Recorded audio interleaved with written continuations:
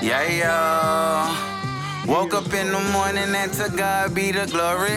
Thankful for another day to tell my story. Put my opinions in the universe and let them orbit. I'm from the dirty south with a dirty mouth, might need orbit. Miss things on me like a nigga Norbit. Had to refuse them cause my bitch no Resfusion, she gorgeous.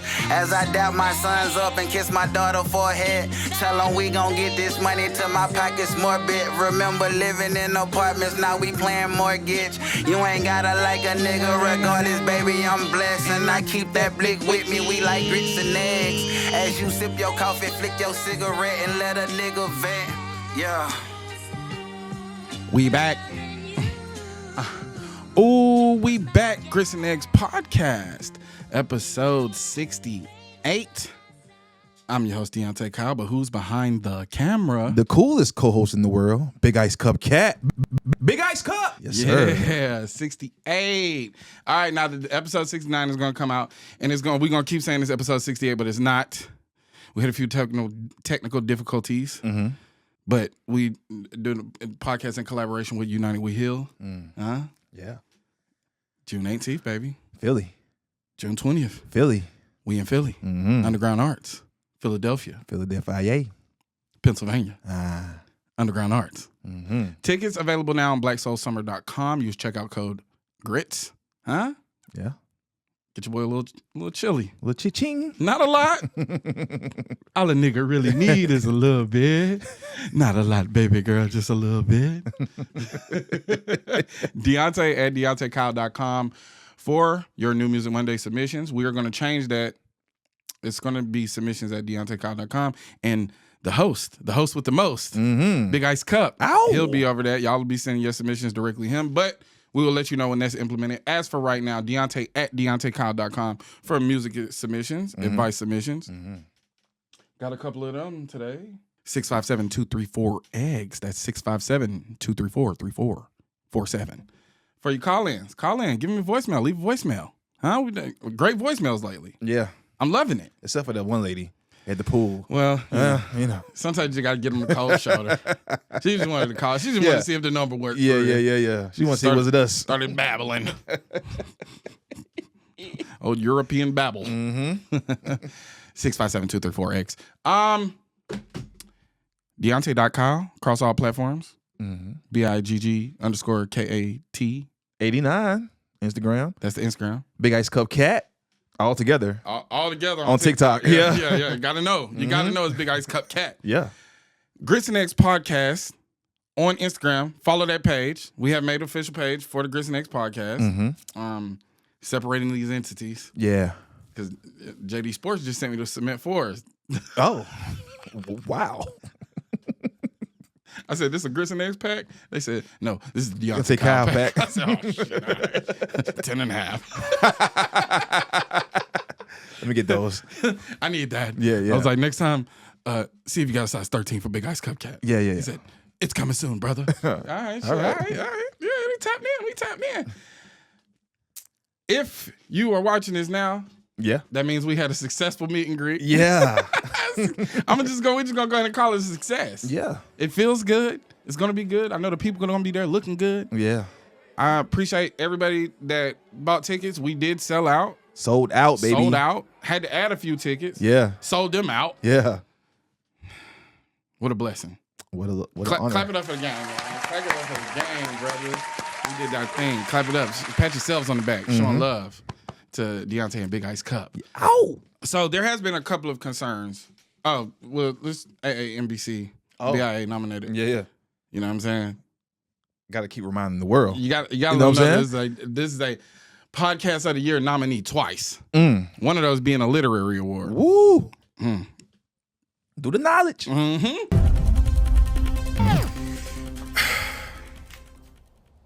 All I'm seeing, Deontay Kyle, Grits and Eggs Podcast. You know the dude from the Grits and Eggs Podcast? Listen, I don't got no problem with you saying that. But from now on, I want you to say Deontay Kyle, host of the AAMBC Literary Award Podcast of the Year winner, before you address it.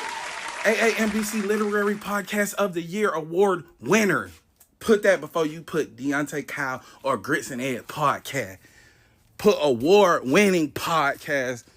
Hell you talking about? Other than that, tomorrow, 10 a.m. Eastern Standard Time, Wednesday, we back. Episode 68, drop tomorrow. We're going to keep that thing going. Appreciate y'all. Appreciate everybody who voted. Appreciate all the love and support. The overwhelming love and support here on this app and on other apps. Podcast tomorrow.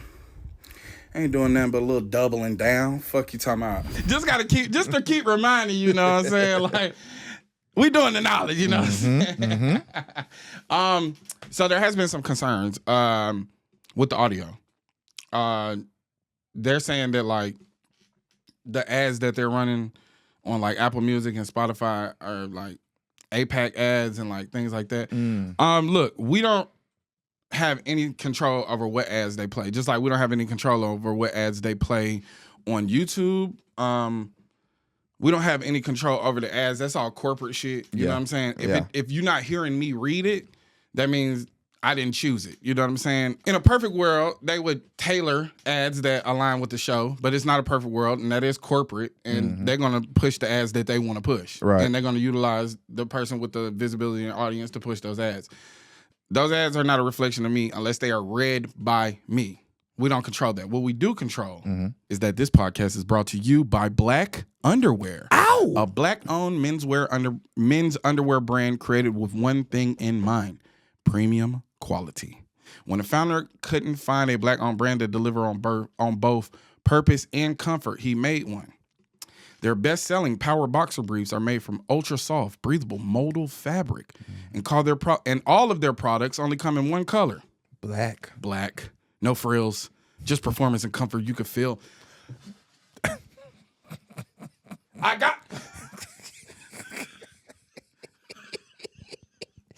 You just want to show his ass. I got him on. Bruh, it's easily become my favorite pair of underwear. And then this is another thing, too. You know how when you just in the crib and you just like lounging, you just chilling? Yeah. But you might have company, or just, it's people at the crib, like you can't just be walking around in your boxes. Right. You know what I'm saying? They got these like lounge pants, bro. You don't even, bruh, it's like you ain't even got them on, bro. You can't even feel them. Lightweight, breathable. Okay. You're feeling great. All right. Then you got the black underwear on underneath that. You just feel naked. You just feel naked. That's great quality material. Great quality. It don't leave no crumbs in your butt, none of that. You know what I'm saying? Go get you some cheap Hanes. Go get some cheap Hanes. You're gonna have cotton all in your ass. You know what I'm saying? Crumbs in your butt. It's crazy. I'm just saying, that's what it is, man. With their purpose protection guarantee, you know they stand behind every pair. And just for the cousins, if you know, you know, they're offering a special discount. Head on over to www.blackunderwear.com and use the code GRITS at checkout for 15% off of your first order. That's www.blackunderwear.com and use the code GRITS for 15% off your first order. Black Underwear, your favorite pair for your favorite pair. Ow! That's what I mean. That's what I'm saying. We control the ads. You know what else we control? What else? Daddy. Oh, shit. That's his real name. No, I know. His real name is Daddy. Is a New York-based director, stand-up comedian, and musician. He studied film at NYU, has been a video producer at GQ, freelance director for Atlantic Records, Sony Music, and more. His work all across medium brings black joy at the expense of white guilt. That's what he's doing. What are you doing? He's making a horror film. A Nightmare on Malcolm X Boulevard. Harlem? I think it is in Harlem. Yeah. This is Daddy, son. To name your son Daddy. Yeah. He's from Harlem. You set him up. You set him up for a life of like being revered and regal. Yeah. That's a regal name, Daddy. Daddy. Your dad got to call you Daddy. Wow. Real shit. Let's get into it. A Nightmare on Malcolm X Boulevard, which goes into production this summer, is an independent feature film that tells the story of a struggling 1980s black comedian who marries his white girlfriend, moves into a brownstone haunted by slaves her ancestors own. and discovers he can't make black people laugh. Oh shit. Okay, this is real horror. Yeah. This is real horror. This is a real horror film. This sounds interesting as hell. It's about the horrors and humor connecting with your artistic voice and your root, questioning what is a black artist's responsibility to their community. The movie stars Ilana Glazer, Marie Faustin, Daddy, and more. It is also written and directed by Daddy in his feature film directorial debut. The production is currently raising $250,000 through Kickstarter and private investors in order to shoot in August. So let's put our support behind Daddy. All right. His IG is Director Daddy. He's making a horror film, A Nightmare on Malcolm X Boulevard. In Harlem. Moving to the brownstone with his white girl just to find out the shit haunted by his ancestors that she used to own, that her people own. Crazy work. And he can't make niggas laugh. Terrible. That's terrible. Yeah. If we have any actionable things that we can do as far as posting that Kickstarter or anything, I will put that down in the description. All right, we got one more thing. Now, we did the black underwear. We promoted Daddy. Now let's do something for the kids. All right. Summer lunch program, okay? The Summer Lunch Program Initiative. This is by young lady, Rayanna Thompson. So they're currently planning something special for the kids here in Atlanta to kick off the summer. On June 6th from 11 a.m. to 5 p.m., get your kids off them phones and outside at Sumner Park over in East Point for a free lunch, games, activity, a DJ, and more. I'm teaming up with the duo Ray and Lay to put this together. From feminine hygiene product drives to toy and book drives, the two have been organizing community projects like this for over 5 years. I'm gonna be there, and we're gonna be volunteering. The kids gonna be there. We fucking with that shit. This is a very good event for the kids. But if you're a local and you want to get involved, whether you're a parent, volunteer, or someone who cares, you can help us out. Help us put this together by purchasing some of the supplies off of Rayanna's Amazon wish list, donating via Cash App, $ Rayanna Thompson, or Zelle 702-756-6173. 1 in 4 kids in Georgia live in a home without enough food, making Georgia the fourth highest state in food insecurity. The summertime's come, and a lot of kids who receive free and reduced lunch in our community do not have food at home. This event is going to provide a safe space for the youth to be fed and have some fun. We would be there. We are going to be there, lending some extra hands, saying what's up to everybody. Pull up, share it, donate. Just spread the word. Registration is encouraged to help us get a head count. So if you do plan on bringing your kids, just fill out their registration form. I will post that in the description below. But me and Big Cat are going to be there. Me and the kids, we're going to be there. We're going to be out there supporting, volunteering, and making sure that these babies got food. Food insecurity is a big thing in Georgia. And like she said, a lot of kids is going to school just to eat. And they're not going to have the opportunity to eat if they don't have food at home. So this lunch program will provide at least one day of a free meal, some activities. They can kind of let off some steam. They can forget about what's going on at home and just enjoy some time in the park, Sumner Park, over there, East Point. The 3? Not really, but close enough. It's the 3, bro. It's not the 3. Every nigga I know from East Point. It's East Point. They be saying it's 3. That's what they be saying. Right? It's not, though. That shit is not Atlanta. It's not the 3. I'm gonna. We're not getting into Atlanta. I know. You, man. It's in the city, man. Niggas from the city, bro. Take shit too serious, bro. Damn. No, that's like saying our cat's not from Atlanta. They are, but they from East Point. They went to Tri-Cities. It's the 3. Either way, we're not gonna get phased out of Atlanta politics. This is about the children. It is about the children. Let's make sure these kids eat, whether they from East Point or Atlanta. That's not the thing. I just said it's not the 3. We gonna feed the kids. Nah, we definitely gonna feed the kids. We definitely gotta feed the kids. All right, we'll be back right after this commercial break. We back. Okay. Set them Twitter streets on fire, huh? Yeah, you got the streets divided right now. Twitter's in the uproar. Well, I think this speaks more to like the environment that Elon Musk has created on that app, where it's 2 things going on simultaneously.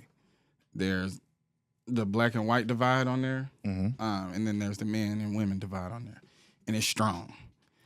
I'm fairly new to Twitter, so I didn't realize like what it was for real. I was just on there posting my clips and going. But the longer you sit on there, it's like that's an app of like, it's a cesspool of like hatred and division. It's really what it is. So what I realize is that my messaging is going to come across as you either play for the man team or the woman team. Like that's the way that they think on there. And I'm going to keep posting on there. It just is what it is. But niggas heard accountability. Yeah. And I didn't say responsibility. Accountability. That's a different word. Well, reading the comprehensions is an all-time low. So, We're going to get into that later because I have a theory that class is going to be predicated not only on money but on intelligence in the future. Right. There's going to be I think that being able to showcase critical thought, being an intellectual is going to have its own currency in the future as we get into anti-intellectualism and the dumbing down of the masses, nihilism, those sort of things. But yeah, Twitter is a cesspool. And here's the thing. Doctors, lawyers, politicians, entrepreneurs, young academics, educators, astrophysicists, media personalities, they all support the Grits and Eggs podcast. So I don't care what the dark serpent Osiris son, the god.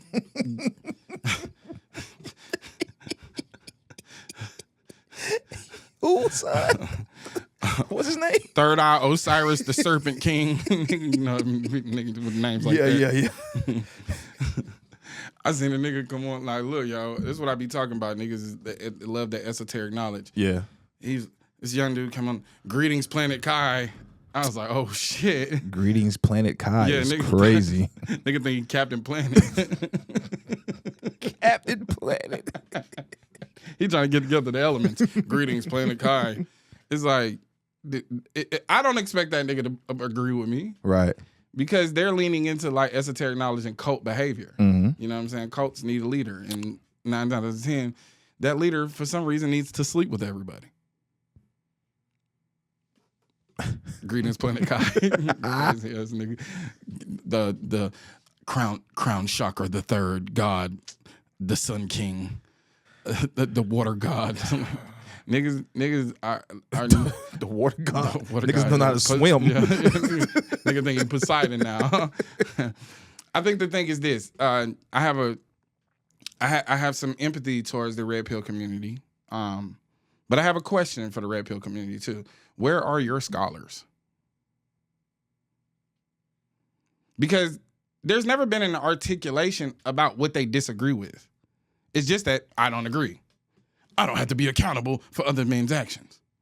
We'll get to that in a second. I understand that accountability just a word. It can be a trigger word for some people, right? Mm-hmm. Some people grew up in like hostile environments, especially like they might have had like helicopter parents or very overbearing or very strict parents. So they had to be hyper vigilant in their childhood. And whether that be that they were always accused of doing something, right?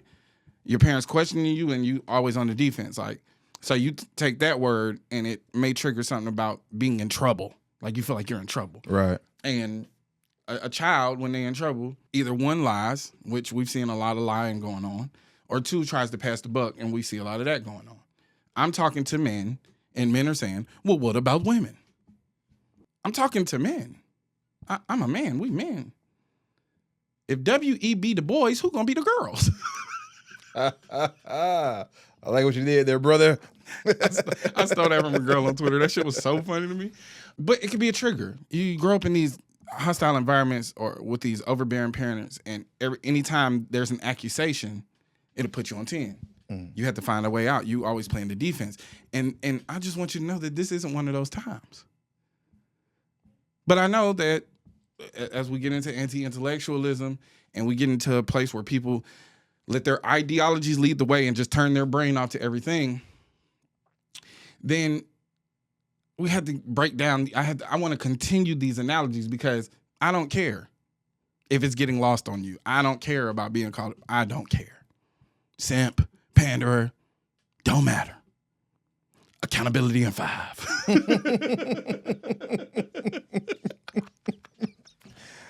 Yeah. So let's make this a simple analogy. Okay. Me and you, we riding in the car. Mm-hmm. Road rage incident happened just out the blue. I hop out, gun a nigga down. Mm.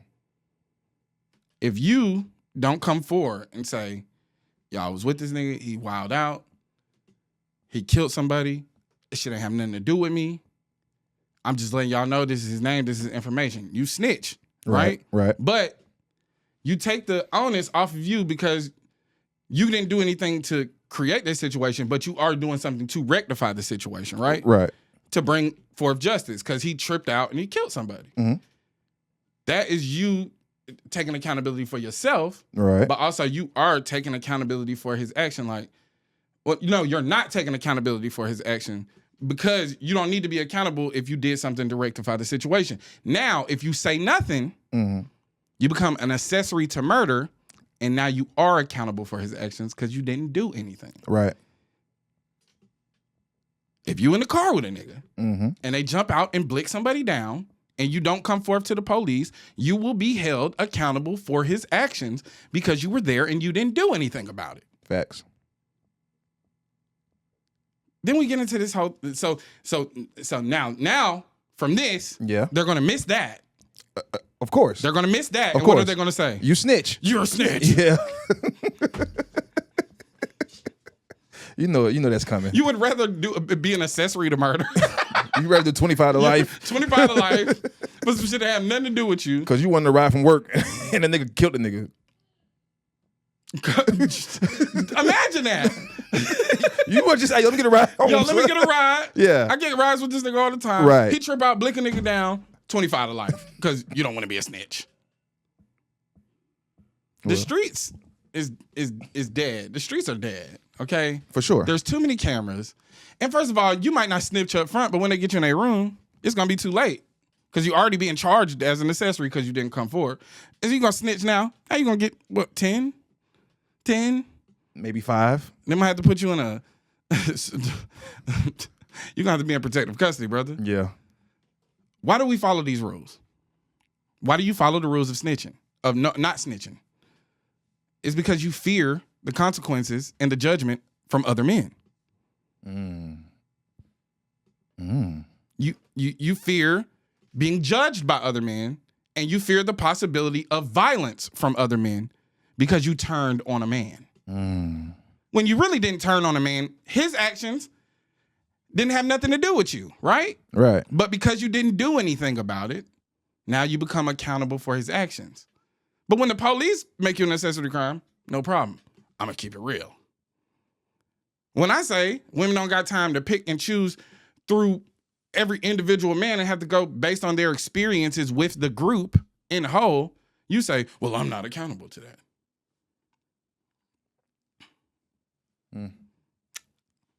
How we gonna save him, Big Cat? We can't save can't him. save We can't save him. Can't save the Serpent King. Nah, Serpent King doesn't want to be The saved. Serpent King, first of all, Your name is Serpent King. Yes, I don't want nothing to do with you. son in the fourth dimension. Yeah. He in a whole nother reality. I don't want nothing to do with that nigga. Yeah, he in the dark room somewhere. Serpent King. The Serpent King. I see a nigga with the white, The right crush, the corner lips. yeah, and then terrible hairline. This nigga's a simp. Oh my God. Y'all even see yourselves? That's why they don't get women. Obviously, they don't see themselves. They don't see themselves. Yeah. Right? Yeah. But the behaviors, a lot of the behaviors that we adopt are stem directly from prison, right? If we're the most over-policed community, disproportionately thrown into prison, that means we have a constant influx and flow of men coming home from jail and going into the jail. If these men come home and they have respect and they become an OG or a leader, because we look at going to prison as some stripe when you in the streets and shit like that. I'm just strictly talking about the streets. The ways and behaviors of those young men that are now in the streets, listen to them, are the ways and behaviors of a prisoner. So they're adopting convict behavior, which subconsciously prepares you to become a convict. So when the prison influences the streets and the street has such an influence on civilians, then we have civilians adopting the ways of convicts. Now, one glaring thing that we always going to talk about is the sagging of pants, right? Mm-hmm. Fuck what it mean. Influence came directly from the prison to the streets, from the streets to the civilian. That's just one example of many. We also have to talk about mindset. Mindset, this also will create a lot of DL brothers, right? Mm-hmm. The mindset is I'm a top, I'm not gay. Because black men are not allowed to be bisexual. Black men are either gay or they're straight, right? Yeah. So we have to think about the role that the prison industrial complex plays on the everyday black civilian when we're influenced by the street and the street is influenced by prison. Subconsciously, you're preparing yourself to be a prisoner, to be a convict. Young Thug calling Kid Cudi a rat is an example of this. Like, I don't really have much to say about Young Thug either way. He just beat a RICO case, or didn't beat, but 15-year probation from a RICO case, which they ain't even give John Gotti that. No. So, but the audacity to call Kid Cudi a rat when everybody in your case snitched, except for like a handful. The majority of those niggas ratted. I think it's time to stop talking about rats. I think it's also time for like the everyday civilian to not feel pressure to adhere to these street rules. And the only street rule that they want to adhere to is the not snitching rule. Don't tell on me. But the old ways was we protect women and children. Y'all done did away with that completely. Mm-hmm. It used to be, if you ain't in the street, you stay out of street business, and we keep you out of street business. Right. It used to be if you was athlete or academic and you had a promising future, they would keep you out of the streets. Facts. It used to be that if it was a woman or a child, we keep them out of the streets. But now none of that go. But the only thing we want to hold on to is don't snitch. You will have a young nigga throw his life away to keep it real with you out of fear of retaliation when he didn't have anything to do with it in the first place. Goes back to this example. If me and you riding in a car and you decide to wild out with the pistol, for my own self-preservation, I have to go to the police and tell them. Right. So that I don't be held accountable for his actions. Because if I say nothing, if I don't intervene in a means to protect myself in that situation, but also you're going to bring forth justice for the person he just blicked down out of a fit of rage, then I'm going to be held as an accessory to his crime because I don't want to snitch. Not even street shit. This ain't even street shit. Right. This just a nigga that flew off the handle. How much of that, it don't even have nothing to do with street business. It's just a dude fly off the handle. Now, if you put in work in the street, adhere to whatever rules you want to. But let's not say, like, even Glass Malone. I have a ton of respect for people like Glass Malone and the work that he doing on trying to like humanize gang members and gang members. But saying, let's see if Cudi gonna keep it hip hop. Now hip hop has to adhere to street rules too. Cudi, nigga make day and night. Mm-hmm. Shorty was on the red carpet with a white dude in a wedding dress like Dennis Rodman. This is who we want to keep it street. This is who we want to keep it hip hop. And when you say hip hop, you're using code word for keep it street. Right. No, we're not doing that, bro. We can't pressure people into adhering to street rules just because you want to abide by them, whether you're a civilian or not. This is why I talk to black men, because the mentality is fucked up. You're gonna have kids out here adhering to these street rules that stem from prison, and they ain't even in the street. I can understand why not. If you're in prison, yeah, no snitching. Yeah. That's in full effect. Mm-hmm. We're criminals here. We're all convicted. Ain't nobody a civilian. Ain't nobody innocent in this bitch. So adhere to the street rules in prison. Yes, adhere to the not snitching rule in prison. If you want to adhere to the not snitching rule, a lot of y'all wouldn't be in prison. Mm. If y'all abided by that not snitching so bad, a lot of y'all wouldn't be in prison. What's the situation out in California? I'm pretty sure Tristan can find an article. It was like 100 biker gang members. Oh yeah, and they didn't snitch on each other? Nobody snitched, and nobody went to jail. But they in the biker gang. Blood in, blood out. They know what it is. They ain't asking for no regular civilian to adhere to that. That's their rules and code that they abide by. Right. And in preparation to go to prison because they understand that their lifestyle lands you dead or in jail. Mm. But why do we perpetuate this shit to all black people?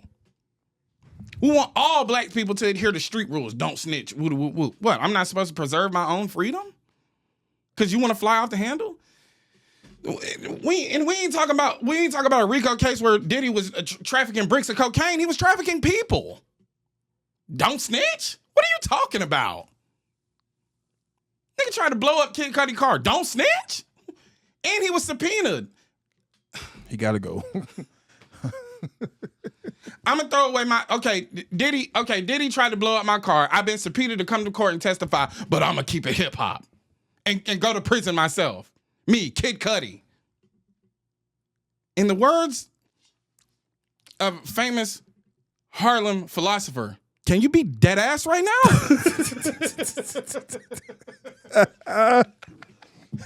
Yo.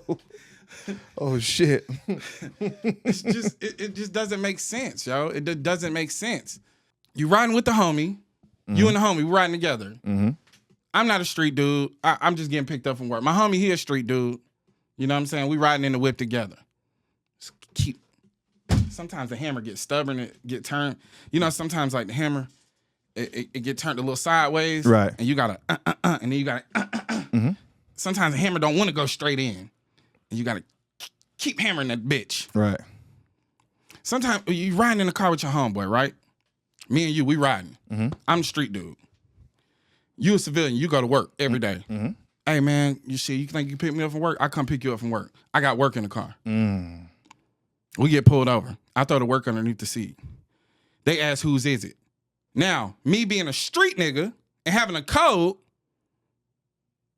the real thing to do is say that's my shit instead of implicating my man who completely innocent. But is that what street niggas do? Oh, no. Oh, no. No, let me get this innocent nigga. Let me get this civilian's freedom. Let me put his freedom on the line. Right. Because I'm keeping it real. I don't know whose it is. And what's the pressure on you to do? Because of your fear of being judged by men or the possibility of violence ensuing from men, what are you implored to do? Be quiet. I don't know who work it is. I don't know who work it is. Mm-hmm. Well, if don't nobody take it, both of y'all going down. Now both of y'all got to go to jail. That's real nigga shit. Oh, hey, if that's real nigga shit, keep me far out of it. I don't want to be no real nigga. Right. I'm good on that. And then look, Jeezy fucked up real nigga for me a long time. All the real niggas either dead or in jail. Well, guess what? Goddamn. Well, guess what, brother? Keep me out of it. Yeah. I don't want none of it. I got a lot of goals. Them two ain't it. Yeah. All the real niggas either dead. And if you're looking for me, nigga, I'm in the ATL. You tell the CIA where you at. Yeah, where you at? He's in the ATL. Well, okay. Now that we narrowed it down. Let's find his auntie house. That's where the yams at. Yeah, that's where the yams at. Hey. Big ice cup. Find his auntie house. First of all, nigga gave you step by step. Nigga, Manny Fresh, boom boom clap that nigga in there stitching. First, I'm gonna stack my flow. And then what? Then I'm gonna stack some more. And then what? What the nigga say to my couch? Hide the rest of the yams in my auntie house. Get fresh and jump in one of them cars. And then what? Hit the club and get one of them bras. And then what? Oh, you just gotta give a nigga a whole play-by-play. The whole play of what you doing. By 2:45, I'll be kicking her out. Nigga, yeah, goddamn. One thing we can't say about Jeezy, very organized. Yeah. Very organized nigga. Routine. Yeah, he's got a strict routine. Yeah. By 2:45, he's kicking her out. Yeah, no later than that, because I like to be in bed by 3. Yeah. Damn a second round. Yeah. It's 2:45. Get out. Well, baby, time's up. Yeah. There was no Uber back then either, so what the fuck was she going? Because he did hop in one of them cars and go get one of them bras. So you just gonna put her out? At 2:45? Yeah, that's an insane time. Somewhere in the ATL, buses are done. No, absolutely. And the cabs aren't trustworthy. God damn, Jeezy. Fuck around and end up in Gwinnett. Oh, shit. You thought the Bermuda Triangle was some shit. You fuck around and motherfucker put you on the 85 North. You ain't coming back. Hey, nigga put you on 85 North to Gwinnett. Yeah. It's over with. Yeah, son. You pack it up. You going to the second location. Right. You in trouble. I just, knowledge is power, man. Facts. Knowledge is power. But you have to apply the knowledge. You know what I'm saying? You can't just... See, ascertaining a bunch of knowledge for your own agenda is where things get a little tricky. Yeah. So we get things a little tricky. See, here's the thing. Here's the thing, guys. You just now finding out about me. Good chunk of you. I've been here. We've been doing this. I've been doing this since I was driving 18-wheelers. I started out doing this in front of my truck. I've been talking like this for 3 years. Okay? Consistently. This ain't nothing new. This ain't a new message. Same old shit. Been popping it. You new to it. Welcome home, nigga. Welcome home. Sometimes your big cousin got to put you in the headlock and get your motherfucking mind right. Yeah. Don't matter if you're 47. Serpent King? Third eye sun god Osiris. Oh my God. Always a nigga like that. It's never doctor. Yeah. MD. Yeah. Esquire. Yeah. It's never that. It's always third eye pyramid god of the Ivory Coast. It's just bullshit. And they gave a bit to the Ivory Coast. Hold up a place and nigga only been there in his imagination.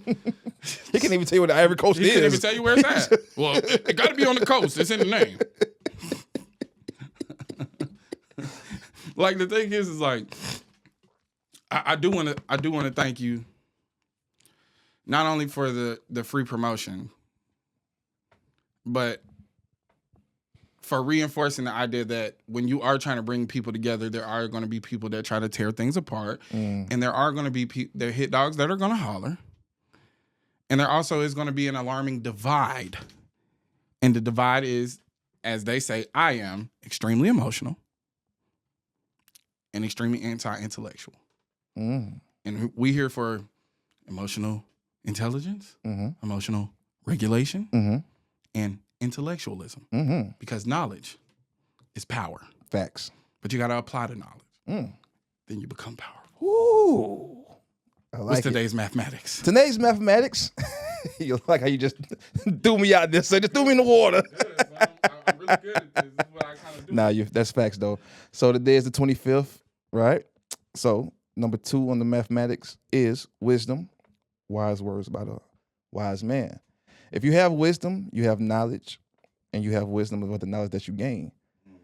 So that means you are applying in life what you've learned through knowledge. Applying the knowledge gives you wisdom.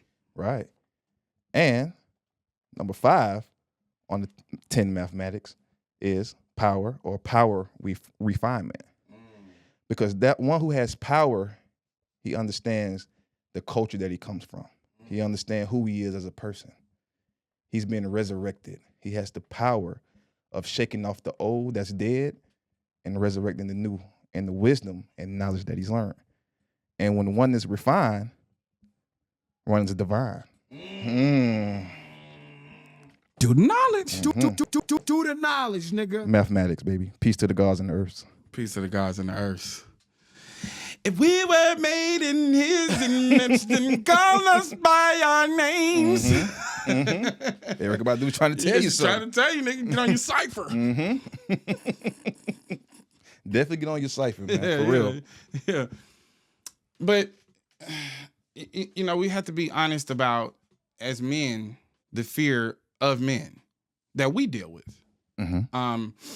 There's an old thing, I've said this times before that I put myself in some dangerous situations, stepping in when I see a nigga getting too rowdy with a girl.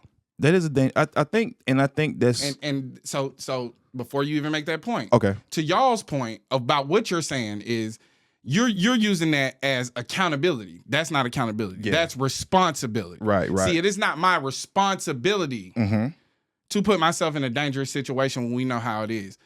Right. The thing is the accountable thing to do is if you feel like it's dangerous for you to intervene, kind of got to call the cops. Right. Because at the end of the day, you have to make a decision. Do I call the cops and put this black man's life in danger? Or do I stand by and watch him potentially kill this black woman? Because they'll stop at nothing and nobody intervenes. This is the pickle that we get put in, especially with the police. Now, if we had our own situations where we were protecting ourselves and we had somebody we could call, like, let's just say, like, the Hebrew Israelites decided to take up arms in situations like this. You dial 1-800-HEBREW and niggas pull up, purple and gold, tactical gear. Get on the ground, nigga. Get your hands off that woman and get on the ground. That's a scary sight. Son, first of all. That's a scary sight. Shit. Son, the all-black vehicle pull up with the gold Hebrew on the side, you're in trouble. You're in trouble. You're in trouble. Once you see them gold tassels, once they hop out. First of all, tactical tassels. We just gave you niggas an idea of how to protect the community. 1-800-HEBREW. I'm telling you. Tactical tassels? The tactical tassels. Oh, shit. They answer the phone. This is the real Jew speaking. How can we help you? The real Jew speaking to you. It's the real Jew. It's the real man. How can I help you? It's the Asiatic black man, nigga. The original man talking to you right now. Original man speaking. Original man speaking. How may we help? Hold on, call. Hold on, there's a situation going on. Call 1-800-HEBREW. Ring, ring. Original man speaking. How can I help you? Yeah, we got a situation down here. It's a brother whooping his sister's ass. Oh, shit. Hebrew is on the way. Done and done. Send us the low. Drop the low. Yeah. And we're going to have all iPhones. Oh, shit. All iPhones. Drop the pin. Drop don't the even got to pin. ask no. We Yeah. pulling up. Yeah. Drop that pin. Yeah. Oh, we got a unit over there. We got the Jews over there right now. Right now. We got the real Jews over there. Niggas hop out with the Star David on the tactical gears. Niggas hop out with that Star David. Oh, shit. They don't let the GDs in the building. Oh, shit. We get the GDs. We get the GDs and the Hebrews together. Oh, man. I'm telling you, bro, we got strength in the numbers. Yeah. It's just the ideology is fucked up. Y'all only want to protect men. Yeah. So you be like, oh, what you mean he beating the sister? Well, first of all, what did the sister do? That's how them niggas, Yeah. like with their current mindset, that's how they answer the phone. Original man speaking. Yeah, man, this man out here, he whooping this girl ass. Well, what did she do? Because before I come hold that brother accountable, I got to make sure we hold women accountable too. Yeah. Well, never mind, sir. She's dead. Oh, sorry. Sorry. In the process of you asking me 21 questions Yeah. to make sure her life was worth saving, she died. He actually killed her. Yeah. We're going to call the real cops. Yeah. Thank you. But no thank you. Appreciate it. Thanks, original man. Your original motherfucker. These original motherfuckers ask too many questions. Niggas want you to do the knowledge while you trying to report an emergency. Nigga, what? Sit in a unit, nigga. Original man speaking. Yeah, man, we got a nigga out here, man, he waving a gun around. He talking crazy, everybody scared. Well, brother, let me ask you something. What's today's mathematics? Oh, shit. What? I don't even know what this nigga talking about. This nigga speaking in code. Yeah. I ain't gonna lie, son. That could be a real thing. Like, them niggas need to go holler at the Fruit of Islam to get organized. And because the Fruit of Islam would, if to be real, The fruit whoop your ass. my nigga, if two niggas hop out of a black SUV with tactical gear and bow ties on, I'm fearing for my life, son. First of all, listen to whatever they say goes. Yeah. First of all. Yeah. Because a lot of the fruit of Islam niggas be like reformed street niggas for real. Yeah. But they done woke up. They niggas done left Planet Kai, Yeah. got back on planet Earth, wouldn't listen to the honorable. Yeah. They got themselves right. You know what I'm saying? Honorable Louis Farrakhan, Yeah. 92 years old. Still going. Shout out to the elder. You know what I'm saying? Shout out to Farrakhan, man. You ain't gonna hear that on another podcast. Nope. You ain't gonna hear that nowhere else.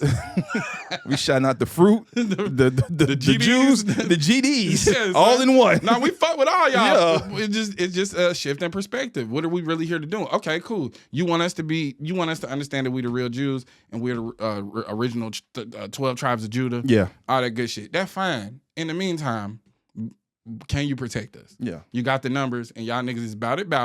Y'all hate white people. Love that. Grip a Glock. Nigga. Hey, look, grip a Glock, twin. look, on the hating white people shit. Yeah. Fuck with that.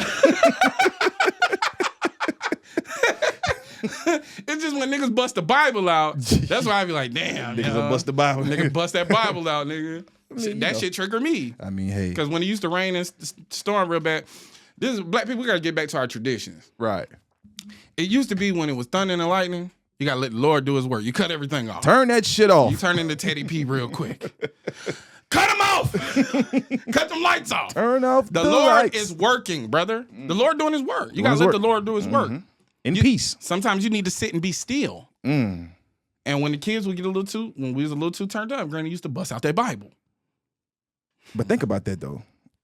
I mean, the Lord doing his work square. Not just the Bible, though. Yeah. Sit down and be still. Sit down and be still. Think about that. Think about what your grandma was telling you. Be still, nigga. Be at peace. Yeah. You moving erratic. Yeah. Right? You all over the place. You trying to find some stimuli. Mm-hmm. Be still. Mm-hmm. Meditate. Mm-hmm. That's really what it is. Yeah. Form of meditation. Mm-hmm. Granny had that wisdom. Shout out to the Hebrew Israelites, man. Shout out to the Q Dogs, man. Yeah, shout out to the Qs. Shout out to all you niggas, bro. All the organizations out there. All you niggas that's organized. Your ideology be a little fucked up. If we could just do a little tweaking towards the ideology being about all members of the black community and protecting, instead of us thinking like you, we'd be a lot further along. Because before we was into that, we was black. We was back. But hey, before you knew you was the Jew. You was black. You was black. You was a nigga. Mm-hmm. Before you was a GD. Yeah. And you was throwing up them forks. You was black. You was black. Before you joined that 3-letter Greek organization. You was black. You was a nigga. They ain't even teach you how to shimmy when you got out the womb. They ain't teach you how to do that. You ain't know nothing about this. Nah. You wasn't doing all that barking. You was just black. So we got to stick to the root. Now, whatever that tree produces, sometimes it's good fruit, sometimes it's bad. Sometimes it stay on the branch too long and it fall off.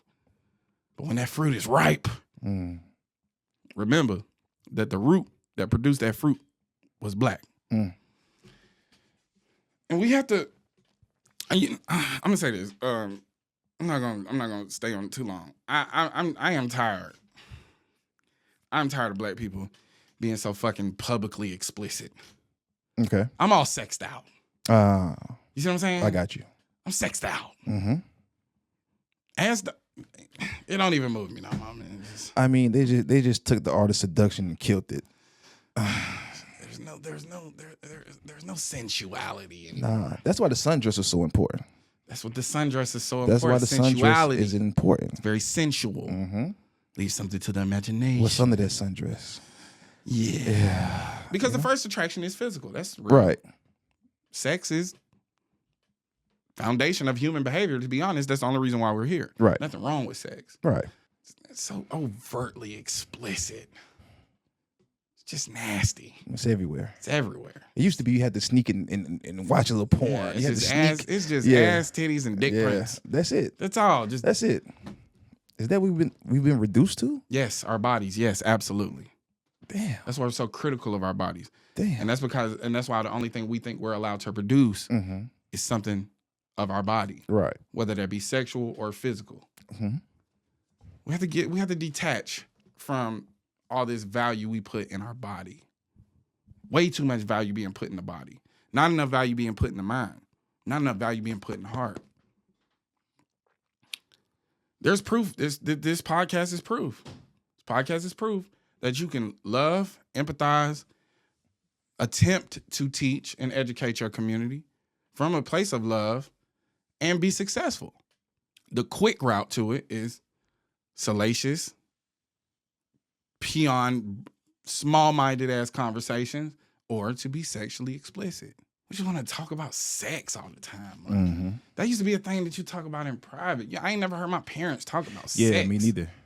Now you get online, everybody just all sexed out. Now look, we've been guilty of it too. Yeah. You know what I'm saying? Yeah, we have. In the course of conversation, but it's wrong on our behalf too. It's just too much. You know what I'm saying? We get riled up. Yeah. Sometimes we forget the mics is on. Right. But then we have to reel it in. Because everything, you know, it was like not too long ago, they was being sexually explicit with the food just to get people to watch the video. Yeah. You know what I'm saying? Now, it's just too much sexually explicit. It's just so explicit. You know what I'm saying? Yeah.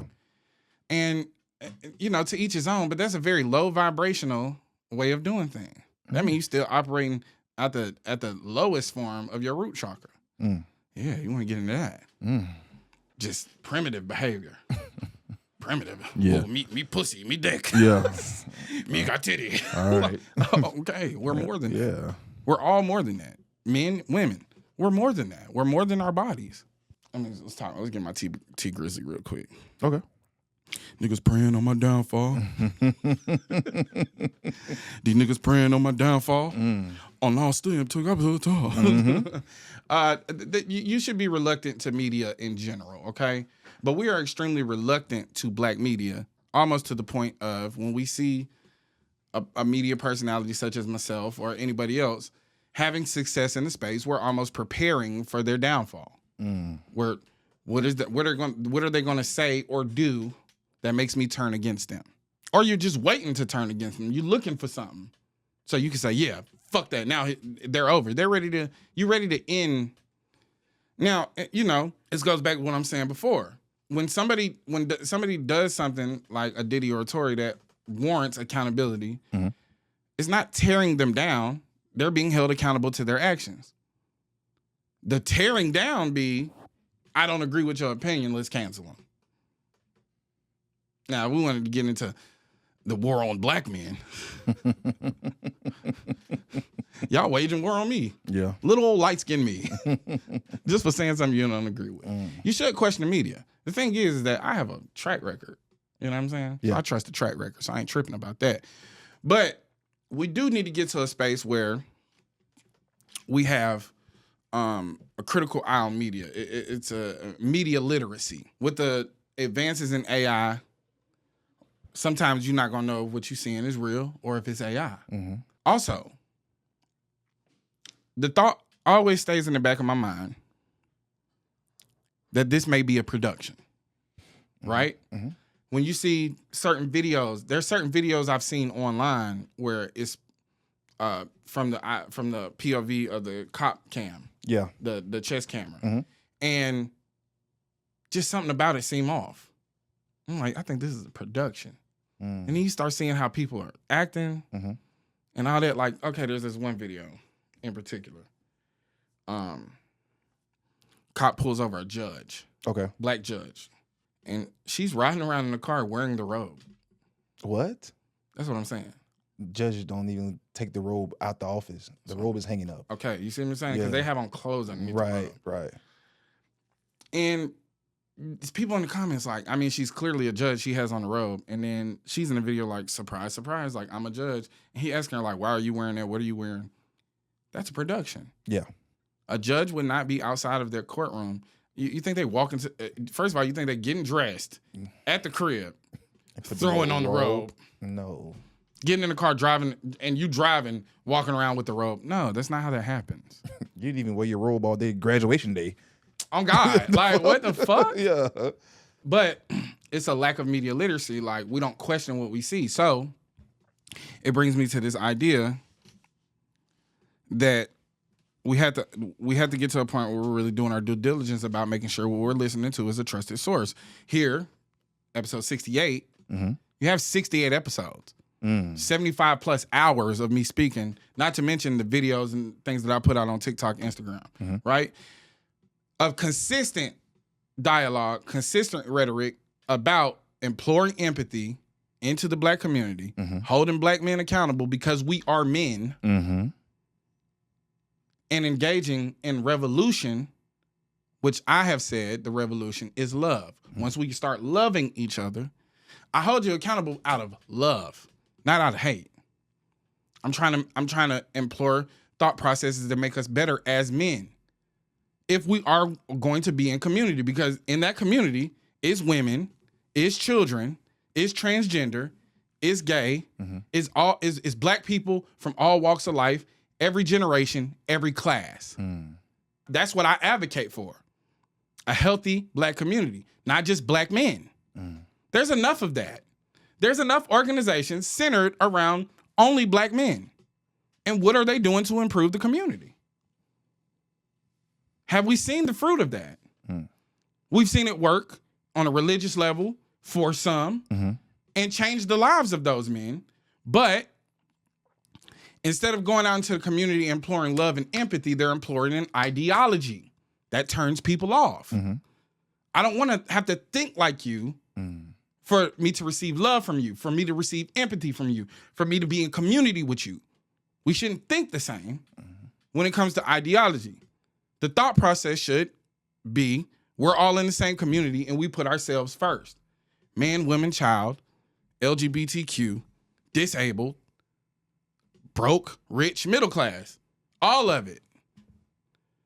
But we have all these guardrails up. Even in the Bible, let's go to the Bible. Go to Proverbs. How is wisdom described? Wisdom is described in the Bible as a woman. So you could just argue with God about that. Hold God accountable. I understand being reluctant to media. I understand being reluctant to black media because we got things that we call media, which is really propaganda. Shade Room, Zeus Network, clear propaganda, clearly reinforcing harmful and negative stereotypes about black Americans specifically. But it's run by the Nigerians. Goddamn Nigerians. Goddamn scammers. Goddamn Nigerian scammers always get us. God damn it. God damn it. Hosted the Pop the Balloon shit. A Nigerian. God damn it. They get us every time. The Nigerians got our number. Yeah. CIA just, look, we'll free the country. Destroy Black America. We'll keep sending the money. Y'all the only ones that kind of look like them a little bit. Yeah, you know, they come from West Africa. Yeah. So y'all kind of look like them. We could dress you up. Yeah. Give you an accent. You be straight. You can always tell by the wig.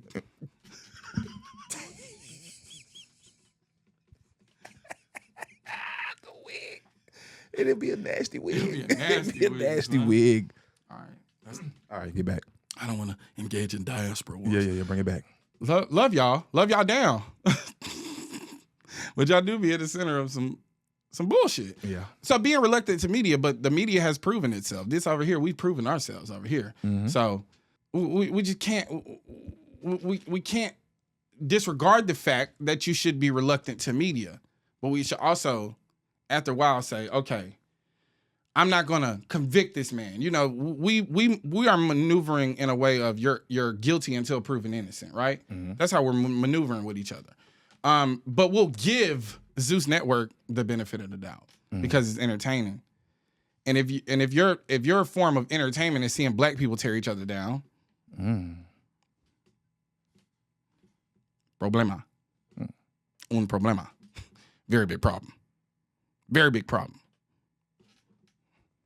Go within.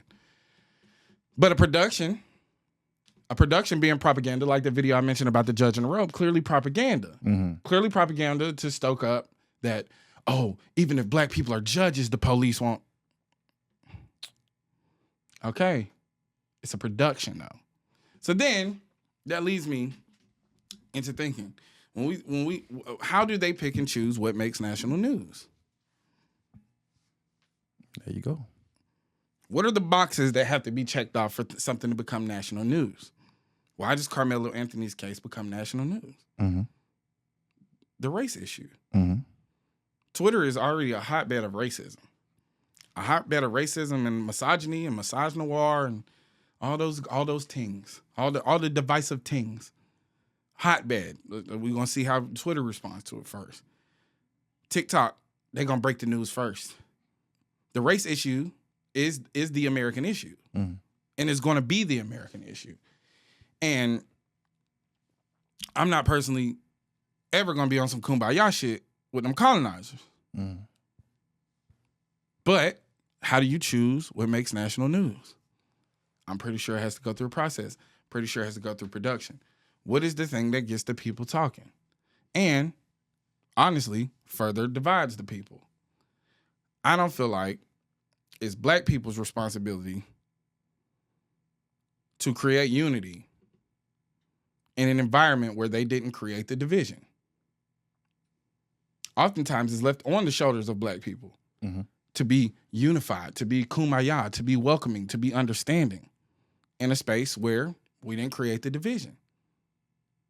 Why is the onus on us? Oh shit.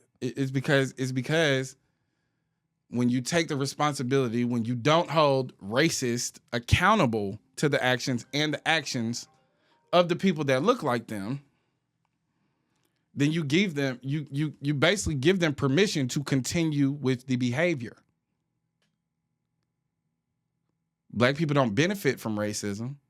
Black people don't naturally perpetuate the system of racism, but it's on us to dismantle it and to create unity, which give permission to the people who perpetuate the system of racism and white supremacy to continue on with their actions because they're not held what? Accountable. Thus, it's not black people's responsibility to facilitate unity except for amongst ourselves. Now, we do play into the divide within our own community, and that is our responsibility. The greater society is not. And that's just real. So be reluctant to media with the onslaught of AI, with the onslaught of productions, but give the personality a chance to prove themselves. We'll be right back after this commercial break. We back. All right, let's get into some of these voicemail. Before we do that, I want to say one thing. All right, bet. Let's going back to the prison when we was discussing prison earlier. Especially with young men, we have to give our young men grace as far as like parents, because people turn 18, a lot of parents like to kick their kids out the house. Yeah, and that forces young men sometimes to make rash decisions on how to survive and get money to survive, because they're put into this position of, oh, I'm 18 now, I'm a man. And I think a lot of our boys don't get the grace sometimes that young women get. Yeah, they don't get the opportunity to be boys. Right. So oftentimes too. Go ahead. No. So my point is this: if a young man turns 18, don't kick him out the house. I'm a firm believer of never going against the family. Word. And that's kind of going against the family, because you're putting somebody out who has no skills. They have no direction. And I know it's hard sometimes as a single mother. You want to say, hey, get a job and help me with the bills. But you've been struggling for 18 years. He's been on this earth. You can struggle for 4 more while he figures it out. I don't think there's nothing wrong with that. Straight up. And if you want to teach him to be a man, okay, let him get a job. Teach him how to pay bills. Teach him how the responsibility of paying rent. But don't take all his goddamn money. Right. You know what I'm saying? Right. Give him some grace. If he wants to go to school, if he wants to get a trade, whatever, give young black boys their grace of finding out who they are and walking through life. You know, I know it's hard being a single parent, single father, single mother, and you're trying to, relieve some stress, but that's the wrong way to do it. Yeah, because at the end of the day, they're still a child. Right. Yeah, we I think it's important for us to get back to that aspect of it too. I think with the point about making accountability, I think the part that's being lost is all of the episodes and things where we have talked about grace. And I have to also remember that too. Like, bro, we done covered this. We done said this, but at the same time, it's like, it's new every time it go out. Right. So they see the accountability and they don't see the grace that we've extended numerous of times. So it is good to reiterate that point, because as a young man who was put out the house at 17 because I wasn't adherent, like I wasn't following the rules, but the rules are like extremely strict and restrict me from a freedom, restrict me of autonomy. You want me to grow up and be a man, but you want me to stick to childish rules. I got to be a man, but I can't get a key to their house because I'm not responsible, but I still need to be a man. I go get a job, you take my whole goddamn check. Why the fuck am I working then? I'm working for you now.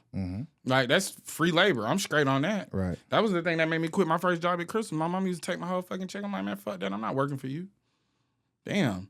You sitting here telling me, I'm saying asking for shit for school, and you telling me go get a job so I can get it myself. I go get the fucking job, and then you taking out my goddamn money. It puts young men in a hard position. I understand the pressures of being a young man, right? I think more than anything, I've been talking to grown men. But I do take responsibility if I haven't shown enough grace. Or constantly reiterating how much grace I do show and do have for young men. And I understand that it's hard to figure it out, especially like like to your point, you want the responsibility to be on his shoulders to learn how to pay bills, but that's not the way it's set up. There has to be a conversation with your child about, hey, you're 18 now. You're still a young man. You're not a grown man. Right.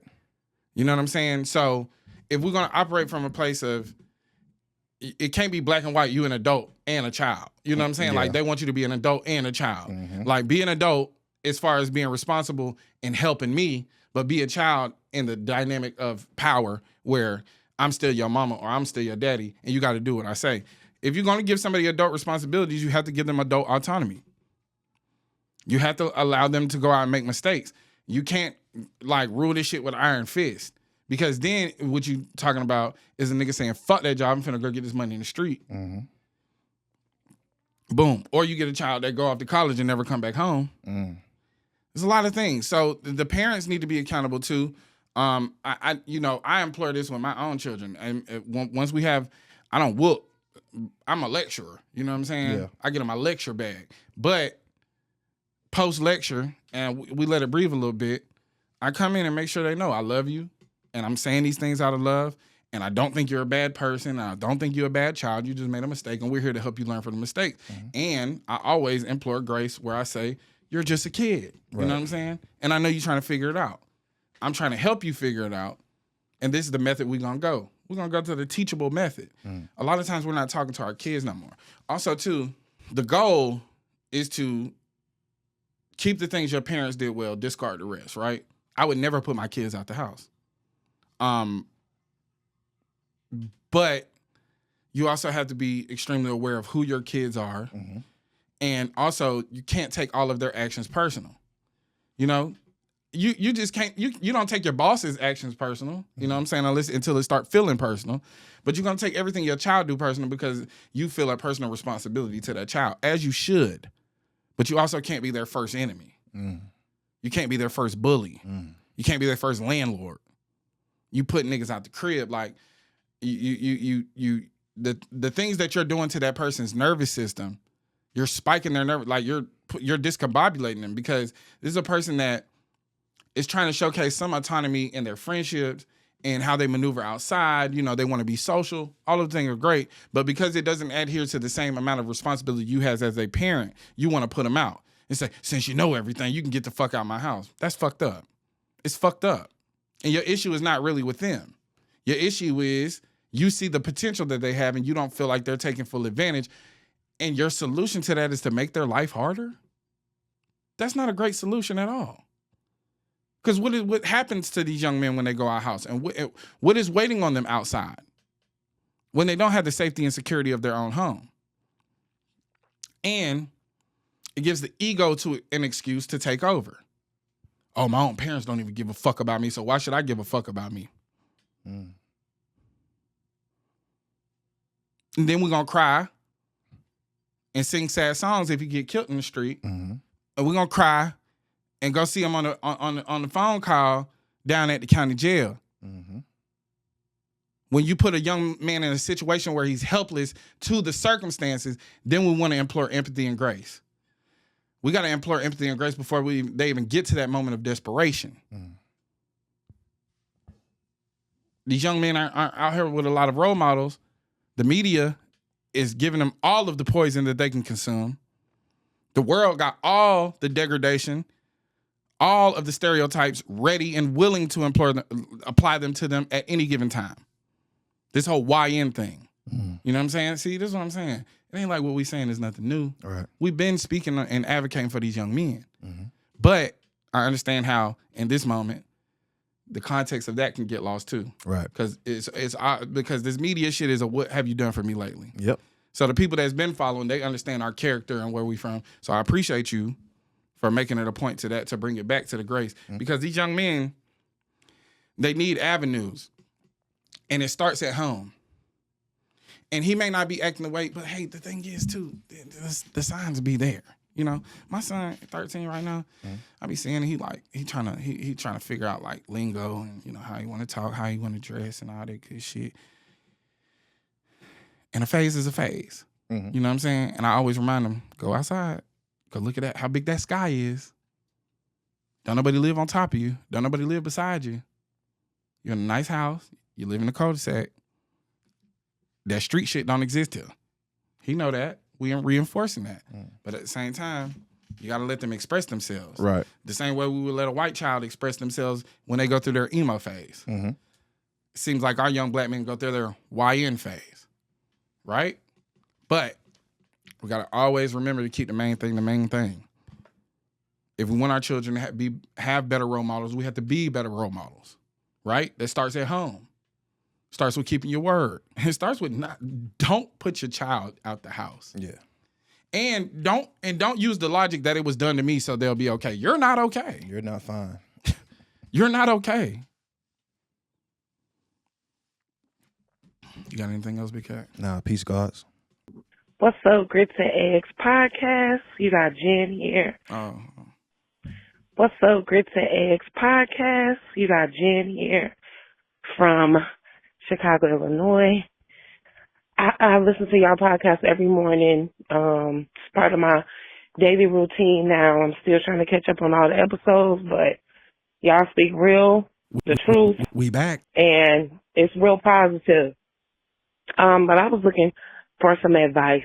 I'm a 39-year-old female with 3 kids. 2 of my kids, they about to go to high school, and I'm just at a fork in the road in my life, I guess you will say. I did a lot of different jobs in my past, basically just to keep my house going, keep supporting, but nothing has ever really fulfilled me. The past 2 years, I recently got into doing my own nails because I did discover that it is a passion of mine. I don't know if I'm ready to step out there and, start taking clients and whatnot, but I know I'm unfulfilled with the job or jobs that I have been doing.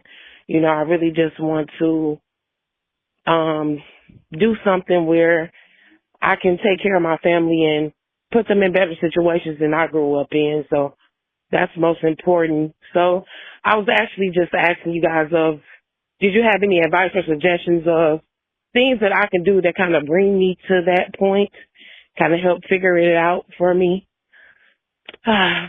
Just a middle-aged woman lost at the moment.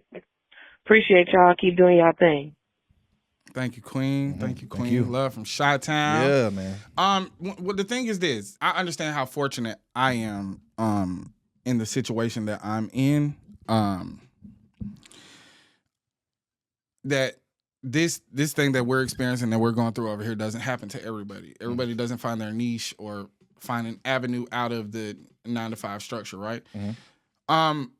But the thing that I did always do is keep the main thing the main thing. I knew that the home came first. I knew it was my responsibility to take care of these kids, and that's what comes first. You sound like a person that you have an understanding, like, I'm working these jobs, they're not fulfilling me, but I need to do what I got to do to keep the household going. But you found something that has piqued your interest. I would suggest continue building on it as a hobby. Yeah.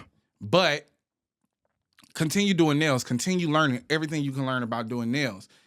If it is in the back of your mind that you're not ready to take customers, then you're not. But don't be in a rush, because you got to keep the main thing the main thing. Mm-hmm.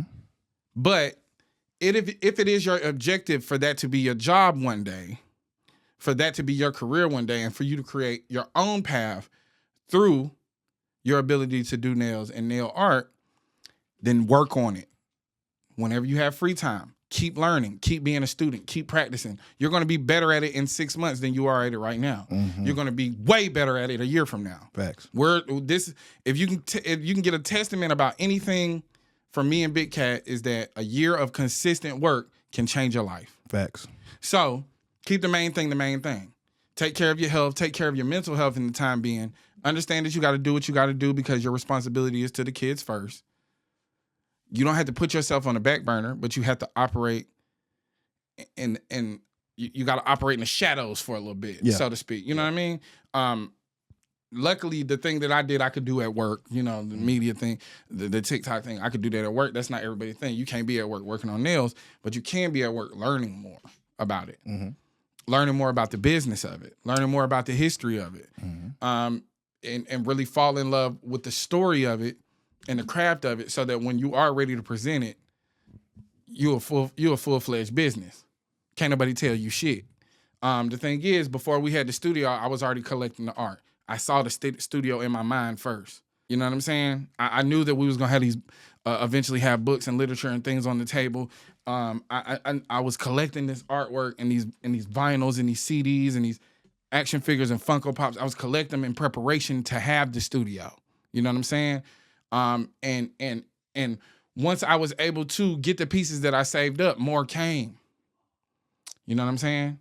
But I had to build it out first. And don't be afraid to ask for help. Don't be afraid to ask your friends to let you do their nails. Do it for free. I understand that supplies cost and things like that. Hey, time is just as valuable, but do it for free. Fall in love with the craft, because if you'll do it for free, when the money comes, your ethic is going to be crazy.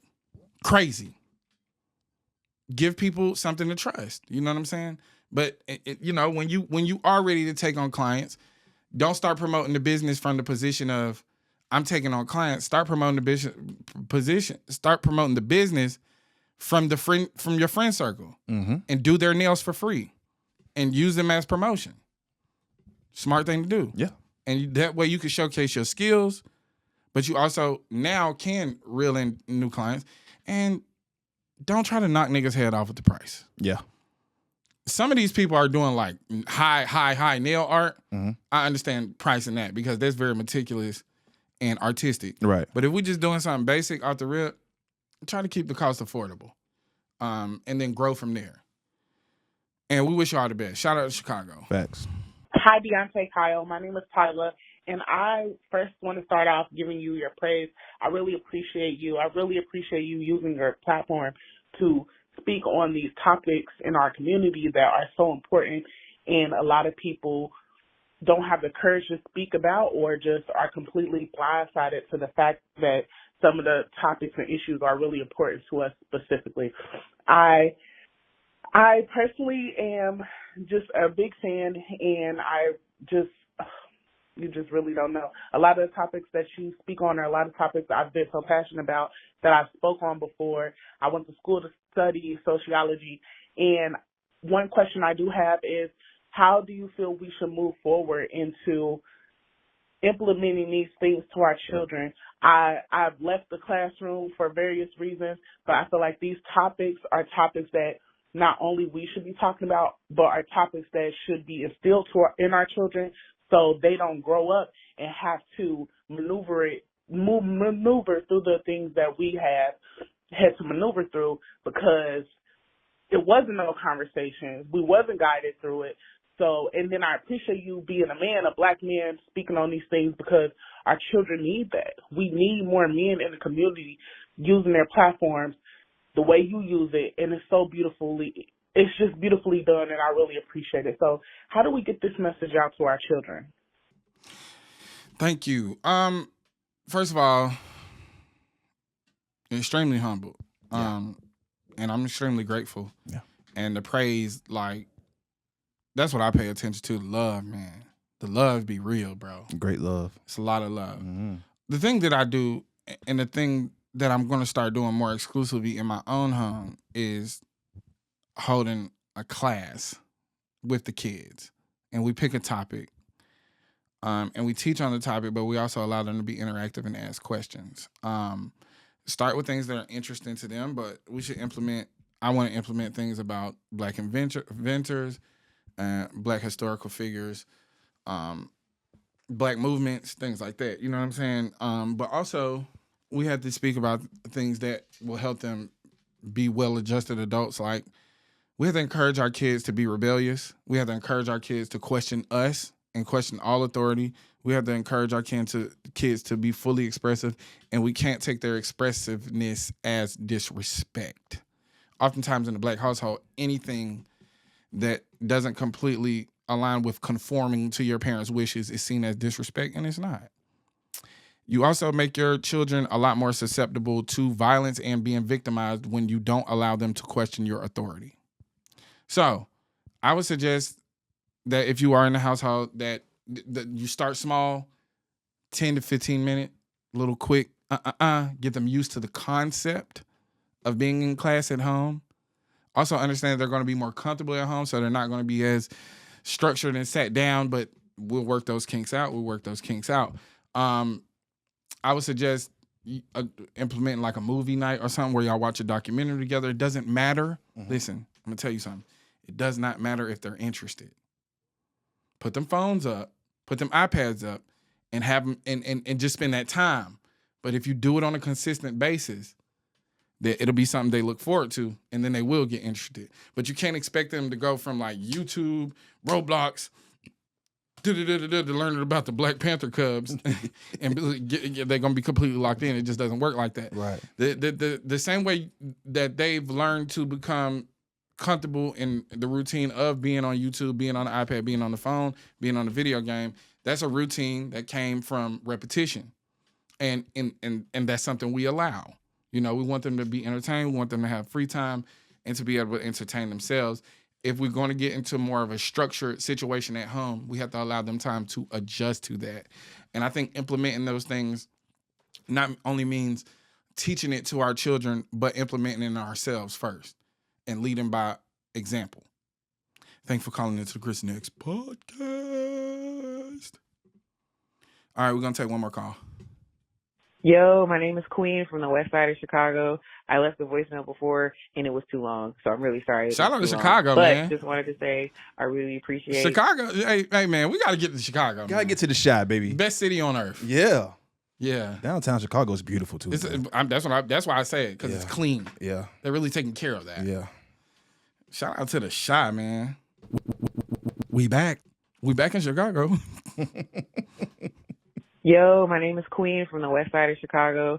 I left the voicemail before, and it was too long, so I'm really sorry it was too long. But just wanted to say I really appreciate what you and Big Ice Cup Cat are out here doing. Y'all doing the knowledge. Y'all educating the other men out here. And I just wanted to say, me, as someone that's studying to be a therapist, specifically an art therapist and a sex therapist, I can really appreciate the point of view that y'all are providing for me specifically, because the population of folks that I'm working with are sex workers and older Black men. So really just wanted to say really quickly, there are two pieces of literature that I advise every Black person to read, especially if you are trying to unlearn whiteness and learn about the psychological effects of white people removing pleasure from Black people. I highly suggest reading The Delectable Negro by Scott Woodard, and I also highly suggest reading Black Skin, White Mask by Frantz Fanon. It's a lot of interesting stuff about Afro-pessimism and the physical and psychological consumption of Black people. I think you touch on a lot of these things in your podcast, and at some point in my career, I hope I can sit down with y'all to really get into it and get down to the nitty-gritty of it. But anyway, love y'all. Love from Chicago. Love you too, sis. So The Delectable Negro, and Black Skin, White Mask. Tristan, do your thing, Tristan. Do your thing, mama. All right, we got some emails, then we're gonna get up out of here, closing in on our 90-minute mark. All right. Relax. Subject line: I done fucked up. God damn it. God damn it. You fucked up. Hey, I love y'all niggas so much, and I appreciate what you're doing for the community. You niggas are truly a gem. Well, a little bit about myself. I'm from Atlanta, born and raised. Currently, life has been okay, and I'm just getting on track after finishing college, blah, blah, blah. Met this guy. We were having fun, and I thought we were getting serious, but one day I was hanging out with my friends and went to this gay bar, and I seen him at the fucking bar. I stopped talking to him, of course. I kept it cute because I'm queer, and I definitely wouldn't have judged if he was honest. I didn't make a scene in the club. A bitch found out I was pregnant 2 weeks later and contracted trichomonas. Oof. Damn it. I definitely want to get an abortion, but I'm not ready because I'm not ready for a child. We definitely use protection, and I'm on birth control. Of course, the circumstances are unfortunate, but right now I can't afford to get the abortion and pay for the flight to get one. I'd love some help, but I'm too ashamed to make a GoFundMe. A girl can use some help. I'm 500 from my goal. Again, thank you so much for being a positive impact and a real nigga. You want me to pay for your abortion? Wait, hold on. Wait. I'm confused. She was dating the guy? So, okay, it seemed like they were just fucking around. She thought it was going to get serious, but she seen him at the gay bar. Oh, she seen him at the gay bar. She seen him in the gay bar. She stopped talking, but she's queer, and she wouldn't have judged him if he was honest. But then she found out she was pregnant and had trichomonas. Okay. But then she said, we definitely use protection and I'm on birth control. Yeah, I'm like, huh? I'm not. Because the email started off confusing as hell anyway. So, yeah. This shit is all over the place. Yeah. Best of luck to you. Yeah, for sure. Apprentice Masters. What's up, family? What up, D? What up, Big Ice Cup? Big Ice? Big Cat? Big I don't give a damn. God damn. Want to start by saying grits and egg shit y'all got going on is truly a breath of fresh air. Y'all made a platform that is progressive, promotes emotional, intelligent, critical thinking skills for our community in a way that reaches niggas who really got it out the mud and niggas who had a head start and everyone in between, which is rare. And y'all doing it in a way that's authentic and non-condescending to people who ain't did the knowledge yet. I'm writing this for anybody who may already have their bachelor's and is lost as fuck and hitting a dead end in office settings, or may not have a degree and want to do something constructive and provide for their families. Try to get into an apprenticeship program for a building trade. For the college folk, don't get more loans for a motherfucking master's. There's longevity and money in trades if you play your cards right and you won't be accruing any more debt. For non-college folk, don't get any motherfucking loans at all. Learn a trade and get ahead. Currently an apprentice in a union program on the East Coast for plumbing. It's a 5-year program. I'm on the tail end of year 3. I got a BS in international relations in 2018. I did a ton of office-related jobs to my degree, office jobs related to my degree, and was miserable in office settings and real life thought something was wrong with my ass. Fast forward 2025, I couldn't be more clear that you don't need any construction experience at all to get in. I went from not knowing what basic power tools were to being called.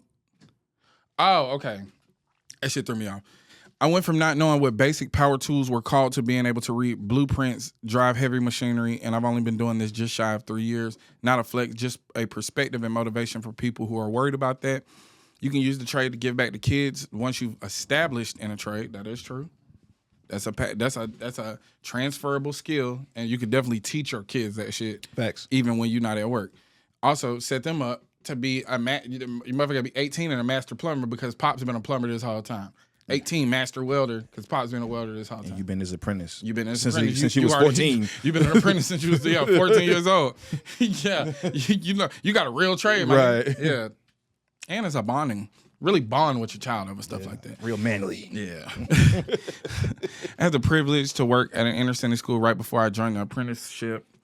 I taught during the pandemic, and the year after schools reopened, I was working with the ghetto youth, them for sure.